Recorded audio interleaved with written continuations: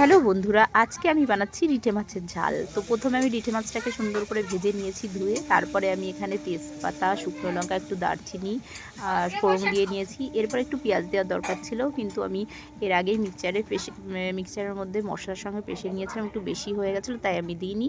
এরপরে মশলাটাকে সুন্দর করে দিয়ে কষিয়ে নিলাম। যতক্ষণ না পর্যন্ত মশলার গা থেকে তেল ছাড়ছে ততক্ষণ মশলাটা ভালো করে কষিয়ে নিলাম। এরপরে জল দিলাম। দেওয়ার পরে আমি আস্তে আস্তে পরিমাণ মতো লবণ হলুদ দিয়ে এবার মাছগুলোকে সুন্দর করে ছেড়ে দিলাম। তো তোমরা কে কীভাবে আর কি রান্না করো এই মাছটা, তো আমাকে অবশ্যই কমেন্ট করে জানিও। আমি তো এইভাবে রান্না করে ফেললাম আজকে। আর এটা আমি রান্না করেছি উনুনে, কারণ উনুনে রান্না করতে আমার একটু ভালোই লাগে, কারণ উনুনের রান্নাটা টেস্টও হয় আর কি হয়, খুব সুন্দরভাবে খুব তাড়াতাড়ি রান্না হয়।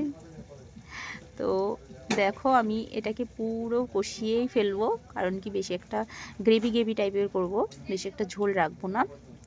তো এই যে ফাইনালি আমি এখন নামাবো। তোমরা একটু দেখো, আর কার কার খেতে ইচ্ছা করছে সেটাও কমেন্ট করে জানিও কিন্তু। So tata.